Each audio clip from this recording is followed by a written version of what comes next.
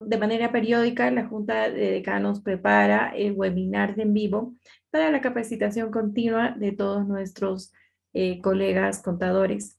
En esta oportunidad tenemos la participación del Comité Técnico de Auditoría y nos va a acompañar el doctor Justo Ernesto Manrique Aragón con el tema Evaluación de riesgos de auditoría y el nuevo dictamen del auditor.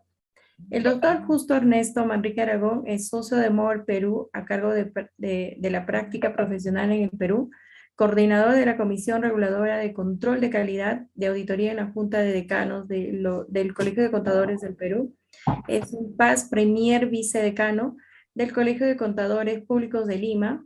También ha sido PAS presidente de la Comisión Técnica de Normas de Auditoría de la Junta de Decanos del Colegio de Contadores Públicos del Perú. También fue PAS presidente de la Comisión Nacional Permanente de Normas de Contabilidad de la Junta de Decanos y también ha sido ex miembro de la Comisión Interamericana de Normas Internacionales de la Asociación Interamericana de Contabilidad, AIC, en noviembre del año 2022. Bueno, doctor, en esta oportunidad vamos a estar muy gustosos de poder escuchar el tema de los riesgos de auditoría y también el tema del nuevo dictamen del auditor que ya tenemos eh, listo para que nosotros también lo podamos aplicar. Entonces, le dejo a usted para que pueda empezar con su exposición. Muchísimas gracias, Giovanna, y muchas gracias a la Junta de Decanos, y más que de agradecer, felicitar por esta iniciativa en la cual con cierta frecuencia los comités técnicos nacionales se acercan más a los colegas y poder hacer esta difusión que es una excelente idea. Yo quisiera agradecer esta iniciativa y felicitar esta iniciativa porque es una forma de poder compartir los conocimientos y más que compartir conocimientos, compartir experiencias. Y lo que vamos a presentar a continuación fundamentalmente son experiencias, más que conocimientos. Los conocimientos están a disposición de todos los colegas y bueno, los años que tengo de ejercicio profesional me permiten acumular esa experiencia y aquellos que, como quien les habla, pues eh, tiene más años que comentar, que años que planificar, entonces estamos en esas condiciones de poder compartir.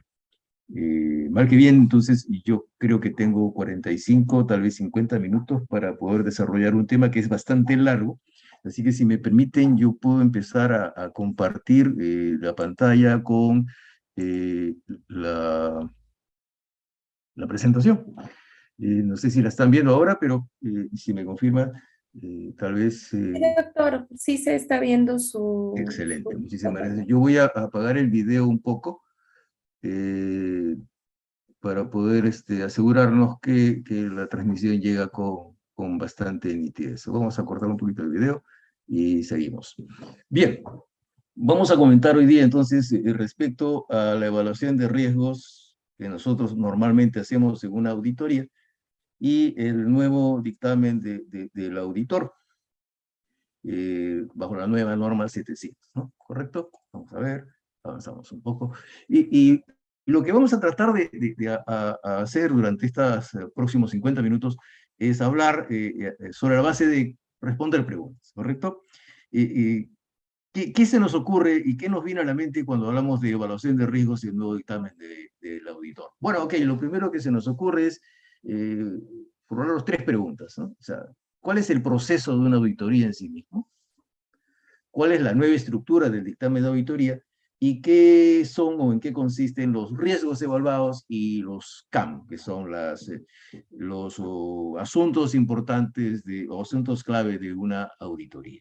Bien, vamos a tratar de definir estas tres cuestionamientos y a partir de ahí poder aterrizar en un grupo de preguntas que podrían darnos una luz en relación con lo que nosotros tenemos que hacer a partir de este año. El proceso de una auditoría basada en riesgos, ese es un trabajo de aseguramiento que se efectúa bajo las normas internacionales de auditoría que se incluyen en el Manual de Normas Internacionales de Calidad, Auditoría, Aseguramiento y Servicios Relacionados, que ha sido publicado por IFAC y que ha sido aprobado para su aplicación en el Perú por la Junta de Decanos de Colegios de Contadores Públicos del Perú. ¿Correcto? Este manual es una metodología para efectuar una auditoría de estados financieros, tiene fundamentalmente tres preguntas que tienen que contestarse.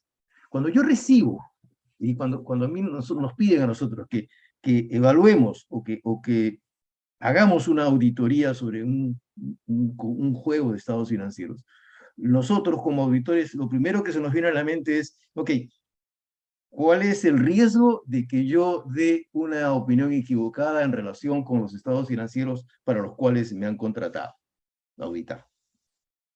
Entonces, claramente, yo tengo que discernir nuevamente en tres preguntas, ¿correcto? La primera pregunta que se me ocurre dentro de esto es, ¿qué hechos podrían ocurrir que pudieran causar una incorrección material en estos estados financieros que me están poniendo sobre la mesa? Para esa pregunta, yo tengo que ejecutar una serie de procedimientos que constituyen lo que llamamos la evaluación del riesgo, ¿correcto? Y una vez que yo he identificado los hechos que podrían ocurrir, no necesariamente que hayan ocurrido, aquellos hechos que podrían ocurrir, y que en su impacto individualmente o globalmente puedan causar una incorrección material en los estados financieros que estoy auditando, viene la segunda pregunta. La segunda pregunta es, ¿estos hechos que yo pensé o pienso que podrían haber ocurrido, ocurrieron? Es decir, ¿ocurrieron los hechos identificados y resultaron en una incorrección material de los estados financieros? Son dos cuestionamientos que surgen de la primera pregunta. La primera parte es si esos hechos que identifiqué ocurrieron. Y segundo, si es que ocurrieron, viene por añadidura, si es que ocurrieron, ¿hubo alguna incorrección material por haber ocurrido estos hechos? Y esto es lo que para esto nosotros hacemos todos los procedimientos que hemos diseñado y que constituyen la respuesta del auditor al riesgo evaluado. Y finalmente, a la luz de los hechos evaluados, yo debo preguntarme finalmente qué opinión de auditoría sobre estos estados financieros es adecuada sobre la base de la evidencia obtenida, es decir, sobre la base de los trabajos, de todo el trabajo que hemos hecho, la evaluación del riesgo y la respuesta a ese riesgo evaluado. Y en consecuencia, esta parte es la final, es lo que llamamos formar opinión y reportar. Entonces, estas tres preguntas constituyen una serie de procedimientos debidamente articulados y que, desde mi punto de vista, me permiten hacer un proceso de auditoría basado en la teoría del conocimiento. Porque yo estoy formulando una serie de hipótesis y probando, haciendo observaciones empíricas, a partir de las observaciones empíricas, formulando una serie de hipótesis y luego ir obteniendo evidencia respecto a esas hipótesis para determinar si se cumplen o no se cumplen y finalmente llegar a una conclusión, ¿correcto? Y esto es lo que marca la diferencia en este manual de auditoría. Y no hace otra cosa más que hacer lo que aparece en la pantalla. Cuando hablamos entonces del proceso de evaluación de riesgos, nosotros tenemos dos temas que aplicar, es decir, planificar la auditoría, o sea, y efectuar procedimientos de evaluación de riesgos. Cuando yo doy una respuesta al riesgo evaluado, ¿qué es lo que hago? Diseño procedimientos de auditoría en función a los procedimientos de evaluación de riesgos y ejecuto esos procedimientos de auditoría que han sido diseñados previamente. Y finalmente, entre este sistema iterativo de pensamiento, lo que yo hago es evaluar la evidencia de auditoría obtenida para finalmente preparar mi reporte de auditoría que constituye mi dictamen. Todo esto es un proceso iterativo en el cual yo voy haciendo observaciones, probando, obteniendo evidencia y determinando si esas observaciones, si esas hipótesis que yo he formulado se cumplen o no se cumplen. Vamos un poco más en detalle sobre estas tres fases de una auditoría de estados financieros. Cuando yo hablo de la fase 1, evaluación del riesgo, yo lo que voy a hacer son tres actividades que tienen un propósito específico y que tienen una forma de documentarse. ¿Qué actividades hago cuando evalúo el riesgo? La primera actividad es, hago las actividades preliminares del encargo. ¿Qué constituye esto? Constituye toda una fase previa en la cual yo tengo que evaluar si es que el cliente es auditable o no es auditable bajo los parámetros profesionales. Es decir, yo debo decidir la aceptación del encargo. Es decir, decidir la aceptación del encargo no solamente es ver la calidad del cliente, no solamente es ver la calidad de la información que estamos enfrentando, no solamente es ver si es que el cliente es auditable, sino también es si nosotros como auditores somos lo suficientemente independientes de este cliente y si tenemos el debido conocimiento para efectos de poderlo auditar, ¿correcto? ¿Cómo evidencio yo esta primera actividad? Con una lista de factores de riesgo, con mis declaraciones de independencia de los auditores y con la carta de compromiso de la auditoría. Es decir, en la cual yo dejo en claro qué cosa es mi responsabilidad y el cliente, es decir, el auditado, también tiene en claro cuál es su responsabilidad frente a la auditoría. Una segunda actividad que hago yo cuando evalúo el riesgo es planificar la auditoría. En esta planificación de la auditoría, yo lo que hago es, en síntesis, desarrollo la estrategia global del trabajo y el plan de auditoría. En otras palabras, ahí comienzo yo a determinar cuáles son las actividades que debo realizar ya en el terreno, cuáles son las actividades finitas, es decir, comienzo yo a efectuar, no estoy haciendo checklist, estoy haciendo mi proceso de auditoría, mi proceso logístico para poder prestar el servicio adecuadamente. ¿Y cómo traduzco eso? Bueno, traduzco eso cuando, en mis papeles, cuando yo determino la importancia relativa, cuando tengo discusiones y reuniones con el equipo y cuando plasmo mi memorándum de planeamiento. Y ahí más o menos ya tengo yo definido y sustentado este proceso de planificación de la auditoría. Y finalmente, para terminar la primera etapa de evaluación de riesgos, aplico procedimientos de evaluación de riesgos.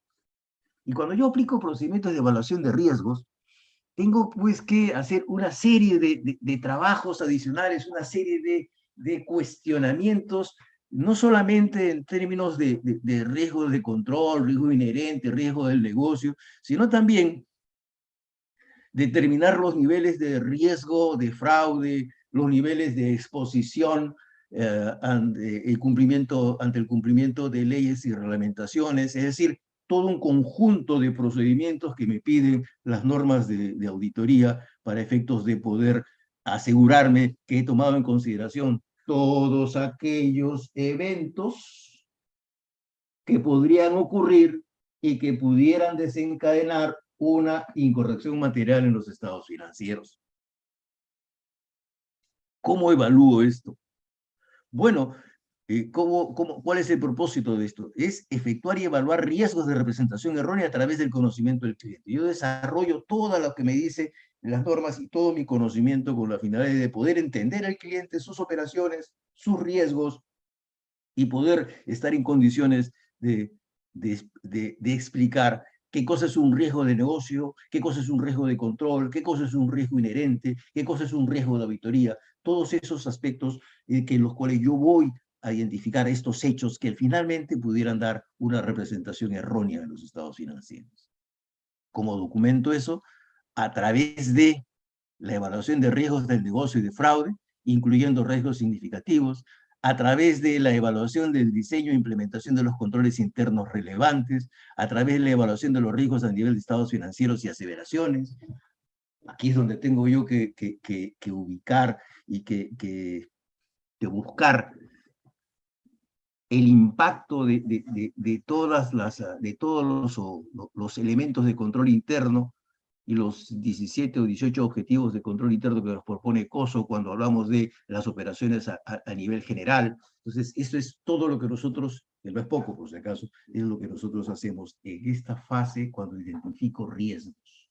¿Y por qué me detengo acá? Porque estos riesgos son los que finalmente me van a dar, al final, van a constituir, algunos de ellos van a constituir los asuntos importantes dentro de la auditoría o los key audit matters, los asuntos relevantes de la auditoría que van a formar parte del dictamen. ¿Sí? En la segunda parte de la respuesta al riesgo evaluado tengo dos actividades. Primero, sobre la base de los riesgos desarrollados, diseño la respuesta global de procedimientos de auditoría adicionales y ejecuto esos procedimientos. La finalidad de esto es desarrollar una respuesta global que me permita validar o descartar si es que esos elementos, de esos errores, esos riesgos de incorrección material, esos hechos se dieron o no se dieron, y si es que esos hechos pudieran dar lugar a una incorrección importante. Y finalmente, al ejecutar esos procedimientos, yo reduzco el riesgo de auditoría a un nivel razonablemente bajo. ¿Por qué? Porque estoy tratando de asegurarme que la opinión que voy a brindar al final no sea equivocada. ¿Cómo documento esto? A través de la actualización de la respuesta del plan global, el plan de auditoría que vincula riesgos de incorrección material, los trabajos de auditoría, los hallazgos de auditoría, el proceso de supervisión, etcétera, etcétera. Y finalmente tengo la respuesta al riesgo evaluado, que tengo también dos actividades fundamentales, que son, una, evaluar la evidencia de auditoría obtenida. A partir de esa evaluación yo debo determinar si debo hacer o no un trabajo adicional. Si es que no hago ningún trabajo adicional, o si ya estoy conforme o confortable con este resultado, pues me dedico a preparar el informe de auditoría. Y en el tema para la primera actividad, el propósito es determinar la necesidad de efectuar trabajo adicional de auditoría, y para la segunda es el proceso de formación de opinión sobre la base de los hallazgos y evidencias obtenidas, y la documentación es básicamente los memorándums de cierre, las conclusiones, y a nivel de área y también a nivel de soporte. ¿Sí? Entonces, esto es lo que nosotros hacemos en una auditoría, ¿correcto?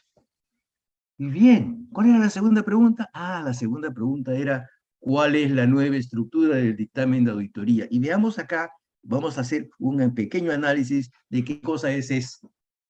El nuevo dictamen de auditoría tiene, como ven en la pantalla, las siguientes connotaciones. En primer lugar, la opinión del auditor, que requiere ser presentada al inicio, en el primer párrafo. La segunda modificatoria, la revelación de los asuntos clave de auditorías, que esto solamente se requiere para aquellas entidades que están cotizando en alguna bolsa de valores o están listadas. También incluye las responsabilidades en la auditoría, el tema de independencia y obligaciones éticas, tanto de la firma como del socio de auditoría, en este último caso específicamente para las entidades que están listadas en bolsa. El riesgo de empresa en marcha, es decir, cómo lo evaluamos, y otra información que va a lugar dentro de este tema. ¿Sí? Veamos un poco en detalle este diagrama que tienen en la pantalla para ir aterrizando un poco las ideas de cómo el proceso de auditoría se va reflejando en lo que es el proceso de formulación del dictamen. La opinión. Bajo este enfoque, bajo la nueva norma 700, la opinión se presenta en primer lugar, seguida de la sección bases de opinión, a menos que exista una ley o una regulación aplicable que describan el caso contrario, lo que no ocurre en el Perú. Por lo tanto, la opinión más o menos va a ser como el siguiente párrafo. Lo pueden ver en la pantalla. Hablamos de qué cosa hemos hecho, el alcance de nuestro trabajo, qué cosa hemos evaluado, y damos la opinión directamente en relación con esos estados financieros que hemos auditado. Bien. Hablamos que lo hacemos de conformidad con normas internacionales de información financiera, porque básicamente es lo que está vigente a nivel internacional y obviamente en el Perú también. Bien.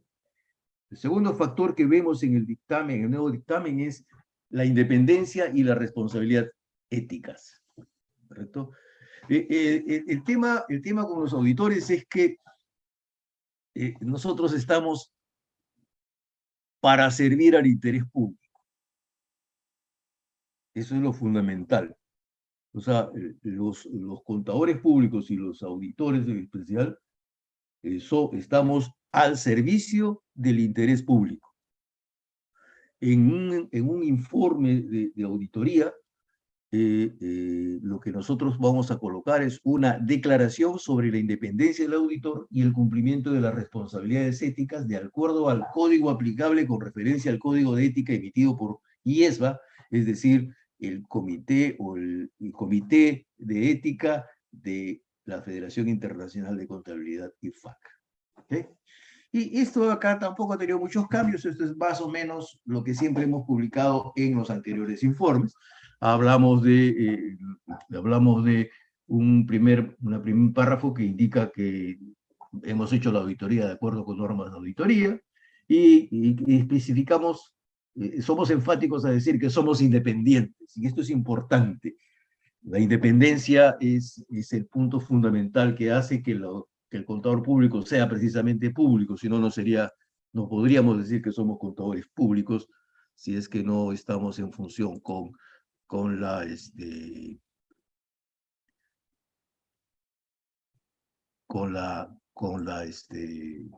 norma, ¿correcto? Entonces, ¿cuál es el interés fundamental y en qué consiste el tema de independencia? ¿Por qué debemos ser independientes?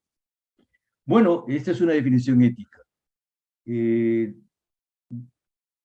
es la respuesta a un conflicto de interés. ¿Okay? Cuando el auditor y cuando el contador público encuentra que que existe un conflicto de interés entre el interés de quien lo contrata y el interés público, el interés general, ¿okay? Entonces el contador público debe preferir el interés público al interés de quien lo contrata. ¿Correcto? Ese es lo fundamental. Por eso es que debemos ser independientes. La respuesta a ese conflicto es la independencia.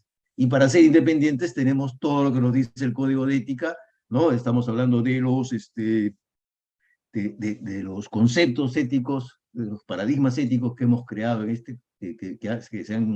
hemos consolidado en este código, y adicionalmente a ello, a las salvaguardas y riesgos frente a la ética que estamos evidenciando, ¿sí? No, perdón, que estamos identificando. ¿Bien? Esto es básicamente lo que dice el Código de Ética. Y aparecen finalmente los CAM.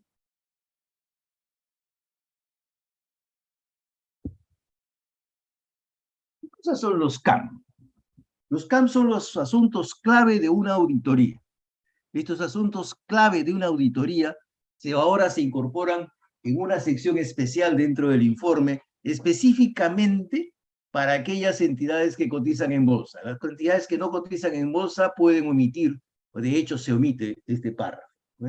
Los asuntos clave de una auditoría son aquellas cuestiones que a juicio del auditor han sido o son de gran importancia en la auditoría de los estados financieros del ejercicio en curso. Esta sección, como dijimos, es solamente aplicable a las entidades públicas, es decir, auditoría de entidades que cotizan en bolsa y que están relacionadas con el interés público. ¿Correcto? El párrafo de asuntos clave más o menos es como aparece en la pantalla. De asuntos clave explica que es un asunto clave y también se hace, en el caso de existir, obviamente, se coloca se coloca un ejemplo más adelante de cómo se redacta un asunto clave de la auditoría. Normalmente, el ejemplo es un ejemplo relacionado con el reconocimiento de ingresos, porque normalmente el reconocimiento de ingresos es un factor de riesgo que debe tomar en consideración el auditor al momento de planificar su auditoría. O sea, normalmente, y por experiencia les digo, normalmente los auditores, ¿qué hacemos? En una auditoría, el reconocimiento de ingresos normalmente es un área de riesgo. Y tiene que serlo, porque es lo fundamental dentro de un negocio, porque de este riesgo, el reconocimiento de los ingresos, se puede partir, puede existir una serie de impactos en la formulación de los estados financieros, incluso en la determinación de si la entidad está en marcha o no está en marcha. Por lo tanto, normalmente, en todas las auditorías, el reconocimiento de los ingresos es un factor de riesgo, no necesariamente un asunto importante para la auditoría, como es un key matter, sino es un asunto de riesgo, ¿correcto? Bien. Otro tema que está relacionado es la evaluación de negocio en marcha. La evaluación de negocio en marcha es siempre ha sido un factor dentro de la auditoría. O sea, la evaluación de negocio en marcha también ha sido un factor de riesgo que nosotros los auditores consideramos al momento de planificar una auditoría. Lo que ocurre es que ahora, con el nuevo enfoque, con el nuevo dictamen, existe una mejora en este informe en relación con el negocio en marcha, porque se debe incluir una sección por separado cuando exista una incertidumbre importante y si es adecuado revelarla bajo el tipo de incertidumbre material relacionada con el negocio en marcha. O sea, es una evaluación que tenemos que hacer. Como hemos dicho, es una evaluación que tiene que hacer el cliente porque es responsabilidad de la administración el hacerla y responsabilidad del auditor el revisarla. Este nuevo requerimiento, en realidad, lo que hace es retar la adecuada revelación de si la entidad está significativamente cerca de tener en duda la capacidad de continuar como negocio en marcha desde el punto de vista del marco financiero aplicable y cuando existen eventos o condiciones identificados. Esto tomó mucha importancia cuando, por ejemplo, estuvimos en los últimos años, en los últimos momentos, cuando estuvimos en la gran pandemia, que hasta ahora, afortunadamente, ha reducido su impacto, pero todavía sigue siendo importante. El auditor tiene la responsabilidad de obtener evidencia de auditoría suficiente y adecuada y concluir además sobre la idoneidad de la utilización por parte de la administración del negocio de las bases contables de la empresa en funcionamiento para la preparación de los estados financieros y determinar si, con base en la evidencia obtenida, existe alguna incertidumbre material con respecto a la capacidad que tiene la entidad para continuar como empresa en funcionamiento. En otras palabras, recordemos nosotros que cuando emitimos estados financieros bajo normas internacionales de información financiera, el concepto de empresa en marcha no se toma como un postulado, no se toma como un paradigma de que va a funcionar siempre, sino ahora se toma como un evento, se toma como un factor que debe ser comprobable durante la emisión de los estados financieros, ¿correcto? Las responsabilidades entonces son de la administración en hacer esa evaluación y la responsabilidad del auditor es validar esa evaluación efectuada por la administración. Las responsabilidades del auditor existen aún en el caso de que el marco de información financiera utilizado para la formulación de los estados financieros no contenga un requerimiento explícito de que la administración realice la valorización específica de la capacidad de entidad para continuar como empresa en funcionamiento. El auditor deberá informar respecto al resultado de su conclusión. En otras palabras, cuando yo formulo estados financieros bajo NIFs, ¿sí? Las NIFs me piden que yo, como emisor de los estados financieros, valide si es que la entidad está en condiciones de cumplir con el postulado de negocio en marcha o empresa en marcha. Yo como contador, como emisor y responsable de esos estados financieros, tengo esa responsabilidad. Si yo soy el auditor lo que tiene como responsabilidad es obtener evidencia de auditoría suficiente y adecuada sobre ese proceso que hizo la administración para determinar que efectivamente esos estados financieros cumplen o han sido formulados teniendo en consideración que el negocio en marcha, el postulado de negocio en marcha se cumple, ¿correcto? Esto también puede ser un asunto importante dentro de la auditoría, si es que, por ejemplo, la entidad está sujeta a incertidumbres, o está sujeta a juicios, o está sujeta a contingencias que pudieran modificar su estructura patrimonial. ¿Sí?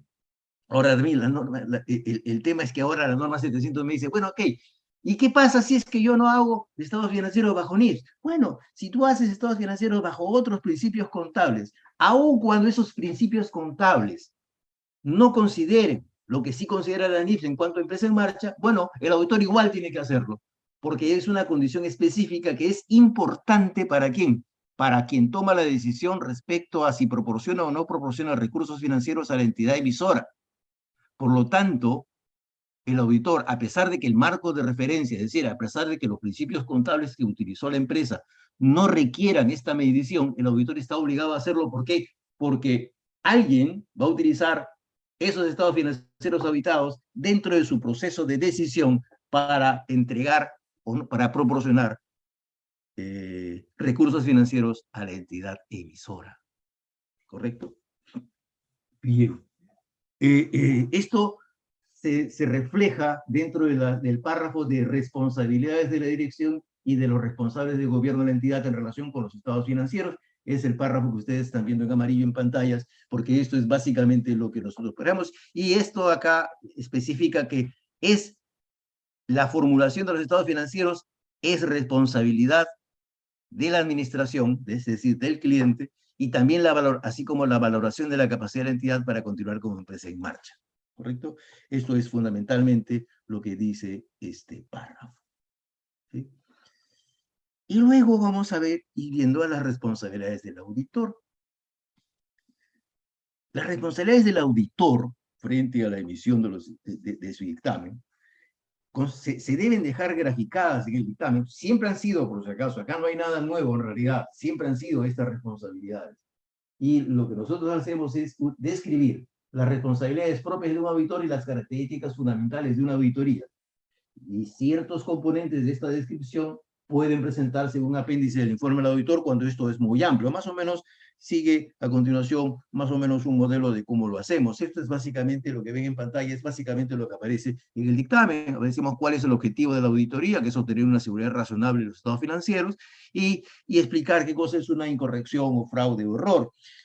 Los procedimientos que aplica el auditor, a veces, dependiendo digamos, cómo deseo formular mi dictamen, los puedo poner a continuación o en un anexo a estos, y son más o menos como lo que aparece en pantalla. Obsérvese que ahora somos más enfáticos en lo que hacemos como auditores. ¿Por qué?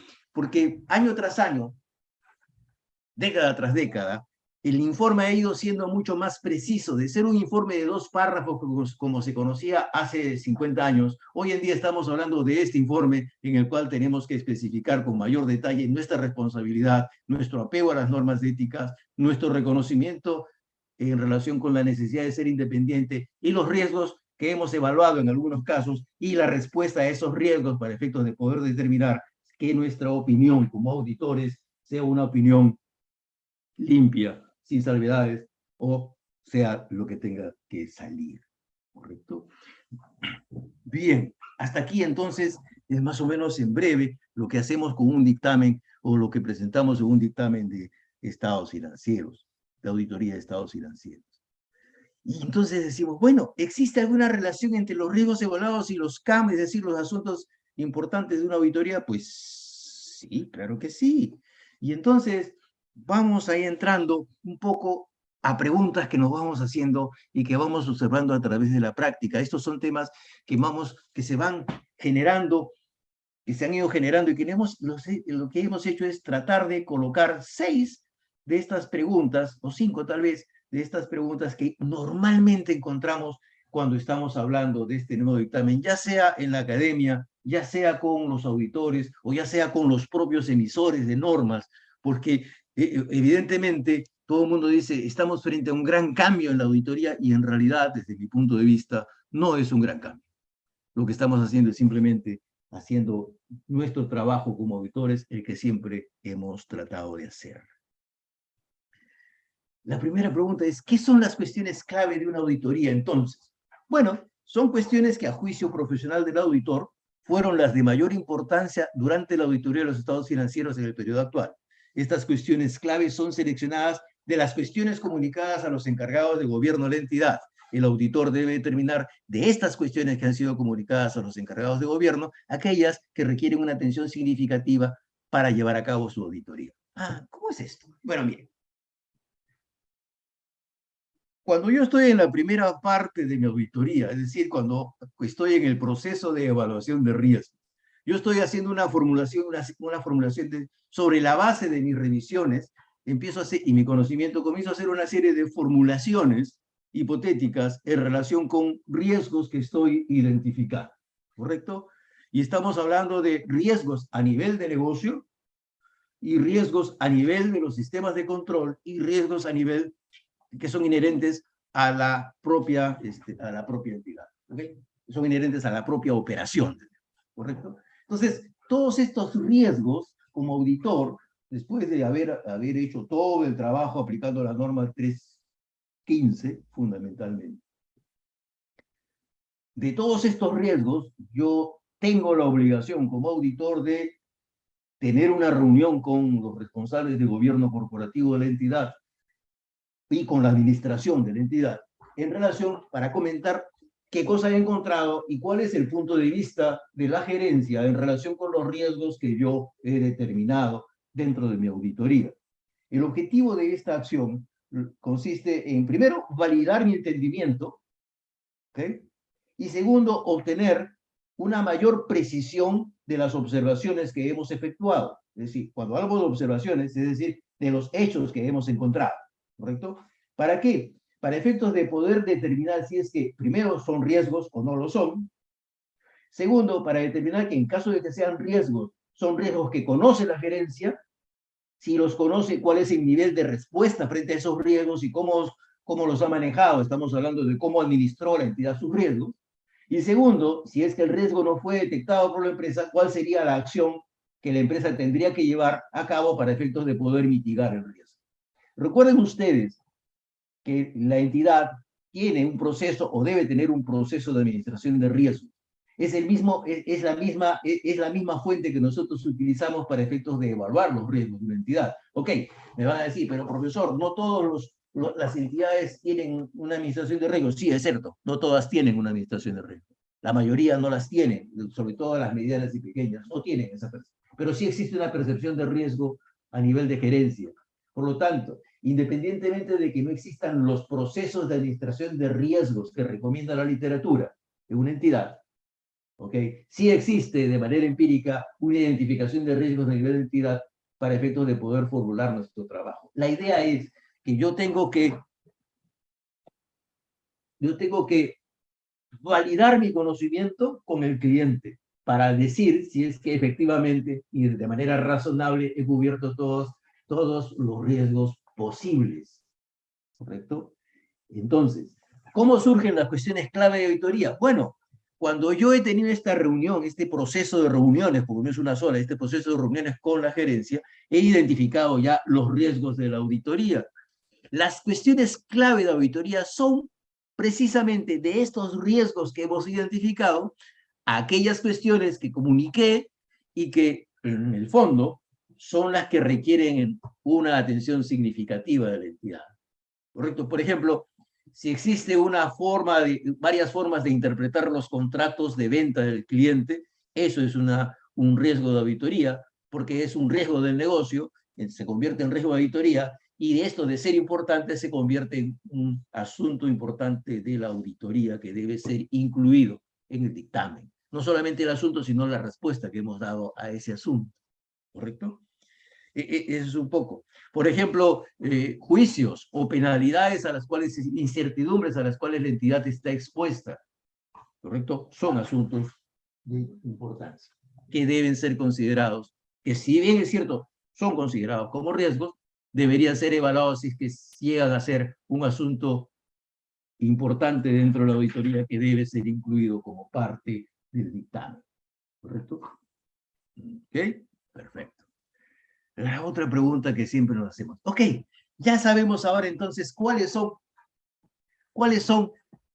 los asuntos importantes de una auditoría. Ya sabemos que estos asuntos importantes surgen del proceso de evaluación de riesgo general que yo hago dentro de una auditoría. Entonces ahora la pregunta es, ¿cómo determina el auditor las cuestiones clave? Porque ya sabemos que están ahí, ya sabemos que son, digamos, tienen el mismo origen. Bueno, si bien es cierto, ya sabemos que tienen el mismo origen, lo que yo voy a hacer ahora es, como auditor, tomo en consideración las áreas de mayor riesgo valorado de incorrección material o de riesgos significativos identificados de conformidad con la norma 315. Si yo comienzo a determinar, ok, acá están todos los riesgos, pero de estos comienzo a seleccionar cuáles son aquellos que constituyen un mayor riesgo de valoración. Los juicios significativos del auditor en relación con áreas de los estados financieros que involucran juicios significativos en la dirección, incluyendo estimaciones contables que se han identificado como que tienen una alta incertidumbre en la estimación. Por ejemplo, cuando aplico un I-41 en el caso de una valoración de un activo biológico. ¿Sí? El efecto de la auditoría de eventos o transacciones significativas ocurridas durante un periodo. Estamos hablando ya del producto de una revisión analítica y de la estimación de importancia relativa. En todo caso, el auditor debe determinar cuáles de las cuestiones determinadas fueron de mayor importancia en la auditoría de los estados financieros y, por lo tanto, llevan a constituir una cuestión clave. ¿correcto? Hasta aquí, más o menos, entonces ya sabemos que de todo el universo de riesgos que hemos identificado, algunos son importantes, otros no, y de aquellos que son importantes para la auditoría merece una respuesta específica, pero hay algunos que son trascendentes y transversales a la formulación de los estados financieros, y esos son los que van a llegar al dictamen de auditoría, junto con, evidentemente, la respuesta a ese riesgo. Bien, y la pregunta que viene es, ¿y es posible que no existan cuestiones clave que reportar? Pues sí, es posible. Es posible que no existan cuestiones clave, pero en la teoría solamente. Normalmente en la práctica, como les dije, el reconocimiento de ingresos suele ser un factor clave dentro de la auditoría. Por más que quieramos evitarlo, suele ser porque la propia norma de auditoría nos lo va pintando de esa manera. Entonces, la respuesta, si es posible que no existan cuestiones clave que reportar, se requiere que el auditor incluya cada cuestión clave a menos que exista una ley o reglamento que impida su divulgación o que no existan cuestiones clave que reportar. Efectivamente, sí, claro, teóricamente sí, pero por lo menos siempre va a haber una cuestión clave. ¿En qué casos no voy a reportar cuestiones clave? Primero, cuando se trate de una entidad que no cotiza en bolsa. No reporto cuestiones clave, ¿correcto? Segundo, si es una entidad que reporta a la bolsa, en ese caso, en casos muy específicos, es muy posible que no existan cuestiones clave que reportar. ¿Sí? Es muy posible, pero normalmente sí existe, ¿correcto? Y, y también existe la posibilidad que la norma legal o el reglamento local te diga que no se deben cuestionar. También hay algunas circunstancias excepcionales en que el auditor puede determinar que un asunto no debe ser comunicado. ¿Por qué? Porque es probable que, sobre todo en el tema de contingencias, es probable que comunicar una determinada contingencia pueda tener una respuesta tan adversa que hace que el efecto de publicar ese asunto pueda superar razonablemente los beneficios del interés público. O sea, acá es importante eso. Pues existen temas trascendentes que muchas veces son pocos casos, son excepcionales, pero podrían existir eventos que su divulgación puedan causar efectos adversos al interés público, y que es el interés que nosotros pretendemos servir, ¿correcto? En mi experiencia no he encontrado ninguna aseveración de esa naturaleza hasta la fecha. Sí, en algunos juicios importantes, como los casos del Club de la Construcción, sí pudieran haberse encontrado algunos eventos que en algunas empresas que ingresen dentro de esta definición, pero a la larga el beneficio de divulgar esas circunstancias siempre era superior en cuanto a la calidad de la información o el beneficio que podía obtener el interés público. El código de ética, no recuerdo bien la sección actual porque ha variado, ya no es el código que conocemos, hay una versión nueva, que todavía no ha sido traducido del inglés, perdón, pero el código actual incluye el pronunciamiento NOCLAR, que, que forma parte del código ético actualmente. Este pronunciamiento lo que nos dice a nosotros es que en el caso de incumplimientos regulatorios o incumplimientos legales, o en caso de transacciones poco transparentes o poco usuales, un auditor tiene un procedimiento que seguir hasta que va desde la comunicación con gobierno corporativo para ver si es que estos hechos constituyen o no una situación grave, y si es que el cliente, estamos hablando de fraudes, y si es que el cliente ha tomado alguna acción, y lo que te pide el pronunciamiento es que el auditor debe sugerir al cliente que lleve a una solución en beneficio del interés público.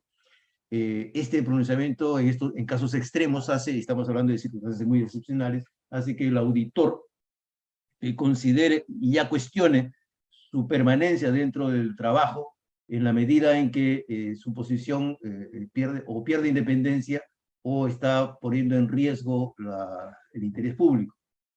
Y en ese caso debe ceder ante otro representante de la sociedad ese cuidado del interés público, es decir, renunciando al cargo. Esto está dentro del pronunciamiento y no constituye parte de esta conferencia, pero está dentro de lo previsto en el Código de Ética, ¿no?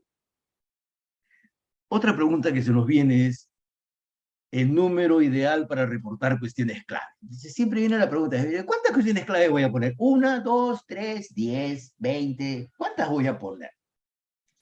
Bueno, les comento que esta nueva versión del dictamen fue puesta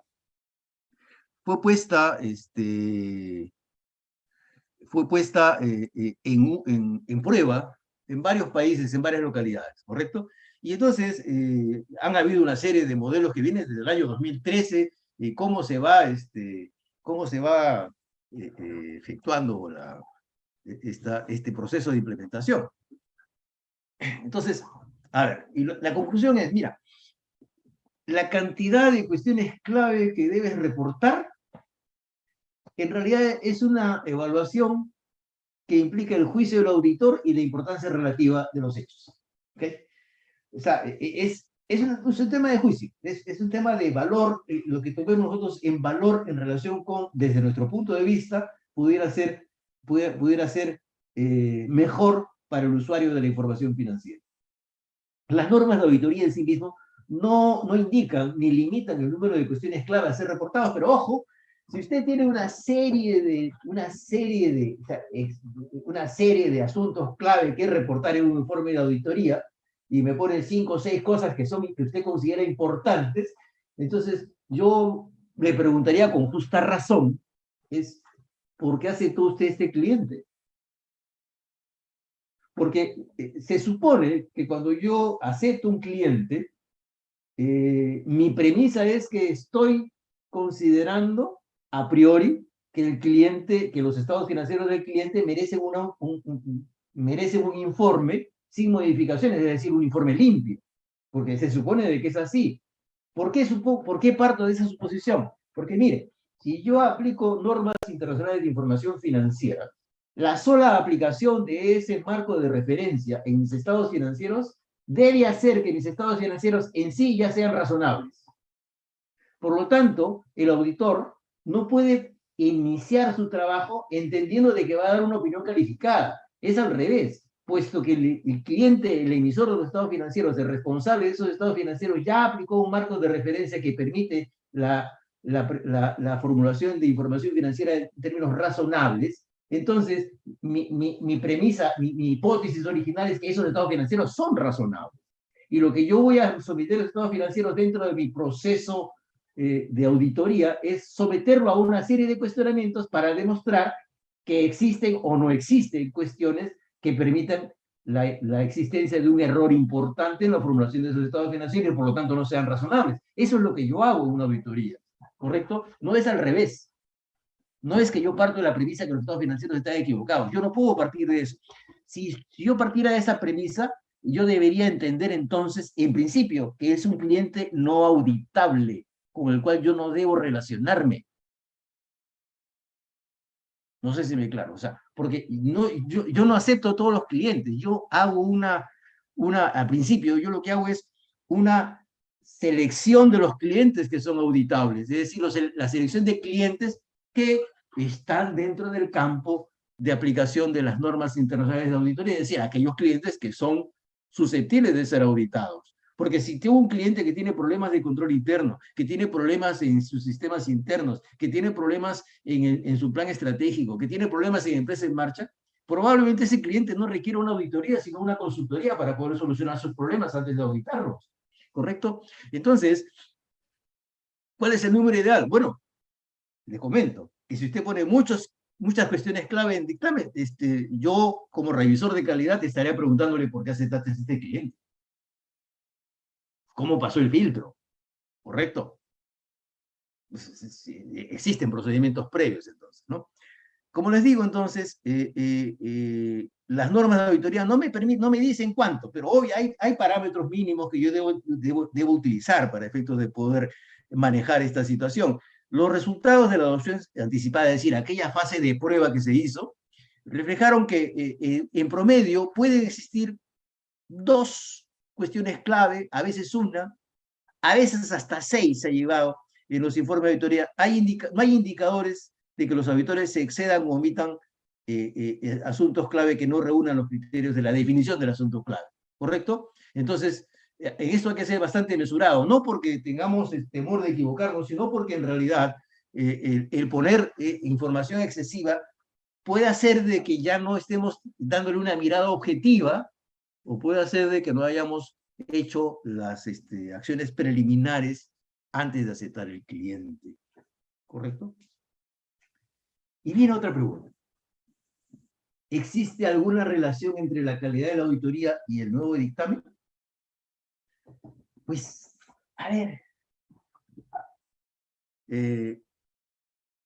Vamos a ver, ¿cómo contestaríamos esta pregunta?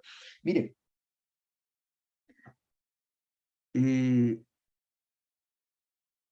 sí y no, desde mi punto de vista.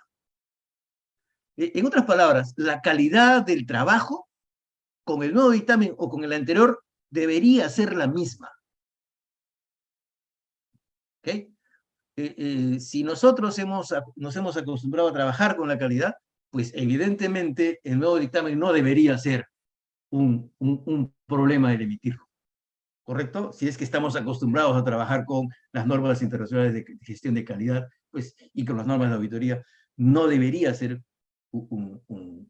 Claro, por supuesto que es, como dice la práctica, es difícil imaginar que un nuevo informe que describe más claramente las responsabilidades del auditorio y las cuestiones de mayor trascendencia no habría de tener al menos un efecto positivo sobre la calidad de auditoría. Bueno, sí es cierto, pero lo que ocurre es que si es que esto fuera cierto, entonces significaría que no hemos estado trabajando con la debida calidad anteriormente con el anterior informe. Y yo me inclino a pensar de que no es así, por lo menos en algunas esferas no es así. Algunos dicen que podría hacerlo simplemente por el hecho de que el auditor aporta mayor transparencia. Sí, el nuevo dictamen tiene un mayor beneficio al usuario porque explica mucho más la función del auditor, explica mucho más es más transparente en cuanto a qué cosa hace el auditor y cuál es su responsabilidad, explica mucho más qué factores de riesgo tomó en consideración el auditor y cómo respondió a esos hechos, pero no significa, desde mi humilde punto de vista, de que la forma como hacemos la auditoría haya cambiado. Porque si simplemente es porque de ahí mismo sale, ¿correcto? Ahora, sí es cierto también que en todas partes se cuecen habas y probablemente lo que ocurra es que la aplicación del nuevo dictamen lo que haga es, lo que haga es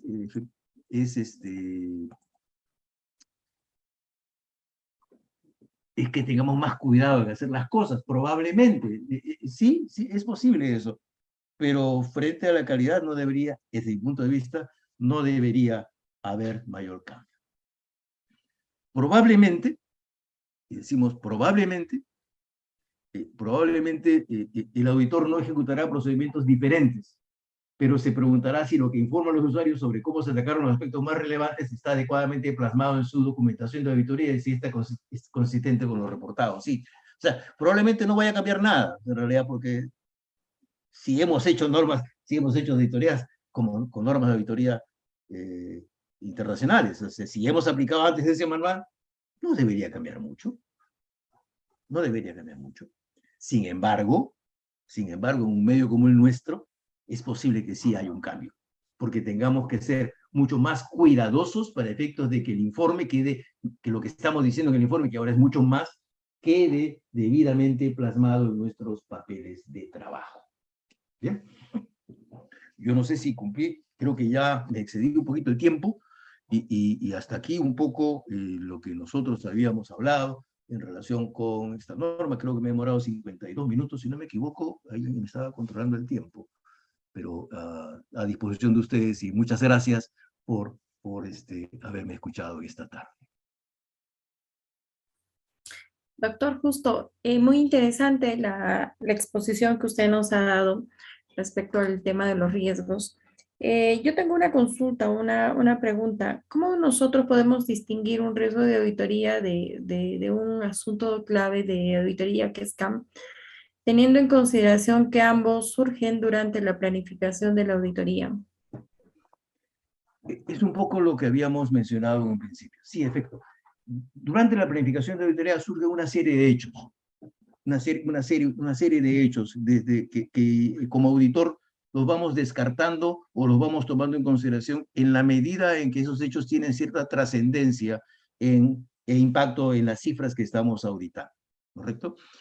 Ahora, por ejemplo, pero supongamos que uno de esos hechos pudiera generar un riesgo de distorsión significativa y que sea transversal a los estados financieros. Por ejemplo, si yo estoy en una empresa constructora y mis contratos de construcción requieren un tratamiento específico para reconocer los ingresos generados por las valorizaciones, ¿correcto? Y estas valorizaciones están relacionadas con una fórmula polinómica que es de difícil acceso o que puede generarme una serie de negociaciones adicionales con los clientes. En este caso, pues evidentemente es transversal y yo tendría que considerar esto como un riesgo significativo dentro de la auditoría y como un tema que iría a los estados financieros, a la nota, perdón, al informe de los estados financieros, sobre los estados financieros. O sea, es un poco ver la trascendencia del hecho que hemos identificado para ver si es que este hecho podría encajar dentro de la definición, ¿correcto? No sé si eso te cubre. Sí, doctor, está muy bien esa la explicación que usted nos hace, ¿no? Es importante que también nosotros aprendamos a hacer la distinción de estos riesgos para poder efectuar mejores procedimientos y también poder eso revelar en en nuestro dictamen. Y dígame, respecto al nuevo dictamen, ¿va a suponer algún cambio en la forma en que hacemos ahora las auditorías? Ah, vamos a ver. Vamos por partes, ¿correcto?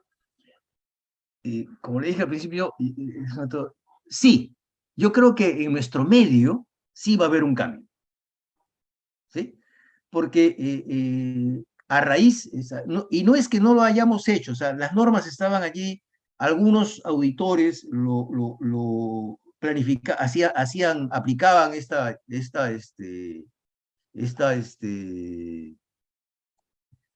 algunos auditores aplicaban ya las normas, aplicaban esta metodología. Lo que ocurre es que no siempre hemos tenido el debido cuidado al planificar nuestra auditoría, al ejecutar nuestra auditoría y al llegar a las conclusiones finales. ¿Sí? Si bien es cierto que en nuestro medio todos hacemos una auditoría bajo normas internacionales de auditoría y todos sabemos más o menos cómo debe documentarse, el solo hecho de tener un informe más transparente y con mayores requerimientos hace que nuestro punto de vista, o el punto de vista del auditor que está en campo, no del auditor que está dirigiendo el trabajo, sino del que está en campo, sea distinto y sea mucho más acucioso. En otras palabras, sí hay de hecho un cambio en la actitud del auditor para efecto de hacer un trabajo que esté mucho más cercano, mucho más acorde con la norma internacional. ¿Ya? Pero eso no significa que sea un cambio general. ¿Por qué? Porque aquellas firmas o entidades que ya venían aplicando de atrás con mucho mayor expertise el manual de normas de IFAC, probablemente en esos sectores no existan cambios significativos. Estamos hablando de las firmas grandes, estamos hablando de las top 10, estamos hablando de las middle size probablemente. Ya cuando empezamos a hablar de empresas de medio tamaño, ya estamos hablando de que sí podía haber cambios significativos porque van a cambiar las formas de mejorar la calidad del servicio, van a cambiar van a incrementarse las exigencias para poder demostrar que el trabajo se ha ejecutado adecuadamente y que además existe un plan de monitoreo interno que me permite a mí asegurar que estoy emitiendo informes de manera razonable y todo lo que me piden las normas de gestión. Entonces, desde mi punto de vista, sí va a haber un cambio. Desde mi punto de vista, sí. Ok, No sé doctor, si... muy interesante. Creo que la experiencia que usted tiene en esta exposición se ha visto muy marcada, ¿no? Y eso, ahora que nosotros vamos a también hacer la determinación de ese tipo de riesgos, vamos a también aplicar nuevo dictamen. Espero que también todas estas explicaciones nos ayuden para que nosotros podamos desarrollar trabajos más adecuados, ¿no? Dentro de la labor que nosotros venimos realizando. Entonces, esperemos que todo nos siga yendo mejor. Aquí tengo la pregunta de un colega que indicaba, ¿no? ¿Qué pasaría si a pesar que en los dos ejercicios anteriores a la comisión de auditoría ha reiterado como párrafo de énfasis que la empresa debe aplicar NIF en el registro y presentación de sus estados financieros y esta sigue con PCGA? Y si debe aplicar porque sus ingresos son más de 2.300 UITs. Vamos a ver, acá hay algunos aspectos que es importante decir.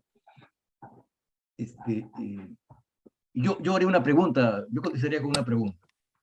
¿Alguno de los colegas presentes o ausentes alguna vez ha visto el compendio de principios de contabilidad generalmente aceptados en el Perú?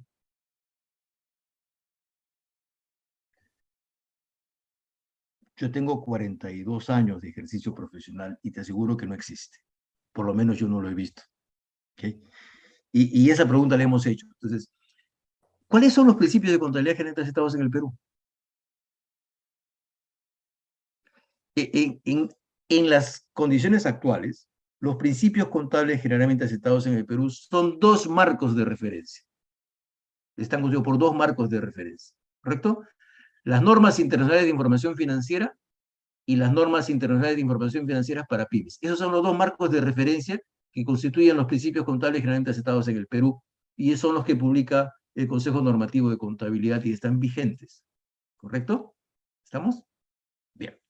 Entonces, puede suceder de que algunas entidades apliquen estas normas, cualquiera de estos dos marcos, con distorsiones que pudieran llegar a ser significativas o no son significativas, ¿no? ¿Cuáles son las diferencias frente a lo que encontramos en el campo? En el campo lo que encontramos es que muchas empresas aplican criterios tributarios para, por ejemplo, el reconocimiento de ingresos, para, por ejemplo, el reconocimiento y contabilización de los contratos de arrendamiento, para, por ejemplo, con la depreciación de los bienes de activo fijo y las amortizaciones de los intangibles, ¿correcto? Que serían básicamente las principales distorsiones que existen entre la norma tributaria y que son, de hecho, lo que teóricamente llamamos principios de contabilidad general aceptados en el Perú, ¿correcto? Pero en realidad lo que son distorsiones, ¿correcto? ¿Por qué? Porque el compendio de normas contables aceptadas en el Perú son esos dos marcos de referencia. Acá puede armarse una gran discusión, si quieres, ¿eh? Y podemos tener un fórum completo en relación con esto, con opiniones de otros colegas. Algunos estamos con esta opinión, otros evidentemente no, pero en fin, podemos llegar a bastantes conclusiones. Entonces, desde mi punto de vista, como el de algunos otros colegas que hemos tocado este tema, cuando yo me enfrento con un cliente que no está dentro de estos dos marcos de referencia, ¿sí? Mi obligación como auditor es calificar. ¿Y cómo voy a llegar a la calificación? Voy a llegar a medir el impacto de la distorsión. Es decir, si esa distorsión de aplicar la norma tributaria se convierte en una distorsión significativa, ¿ya? Entonces eso me debe dar lugar a una calificación en mi informe. Si no fuera una distorsión significativa, como de hecho en muchas ocasiones no lo es, ¿sí? No lo es porque yo puedo más o menos tener una medición de vida útil de los bienes muy similar a la vida útil que me establece la la norma tributaria, por ejemplo. Entonces no hay una distorsión significativa, de repente es un año más, un año menos, de repente la distorsión está en determinar el valor residual, que para efectos tributarios es cero y para efectos contables puede ser uno, dos o más, ¿correcto? Entonces yo tengo la obligación de medir el efecto y en función a ese efecto determinar si es que debo o no calificar. ¿Bien? Gracias. Doctor, creo que está muy clara su respuesta y esperemos que al colega Marco, Marco Alvarado le haya podido, hayamos podido satisfacer su pregunta que le ha tenido, ¿no? Doctor, justo, le agradecemos mucho haber apoyado al Comité Técnico Nacional de Auditoría con su exposición muy interesante. Usted siempre ha sido colaborador con todos los colegios a nivel nacional y ahora, y también ha sido usted también partícipe en muchas comisiones técnicas nacionales y esperamos seguir contando con su experiencia, con su capacitación para todos los colegas a nivel nacional. Le agradecemos mucho su participación y esperemos contar con usted. Si me permite, Giovanna, y ya para darle pase a la siguiente sesión, que estoy muy interesado en escuchar y que me voy a quedar a escucharla, yo creo que primero me felicito y es de resaltar el hecho de que la Junta de Decanos esté descentralizando también la nominación de las comisiones técnicas nacionales. Me siento un poco muy satisfecho de encontrarte a ti dentro de esta comisión, una comisión que normalmente la han tenido de colegas de Lima y de las grandes firmas de auditoría, pero creo que tú representas a esa generación de colegas que año tras año están tratando de hacer el paso, de marcar el paso también de esta carrera y la felicitación te la transmito personal, te conozco de algunos eventos en la ciudad de Cusco y créeme que me siento un poquito,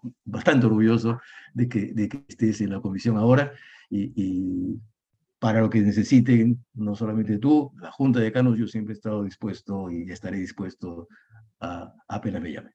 Muchas gracias y gracias a todos ustedes. Y yo creo que ya es hora de que ingresemos a la siguiente conferencia. Muchísimas Sí, gracias. doctor. Permiso. Muchas gracias a usted. Muy buenas noches.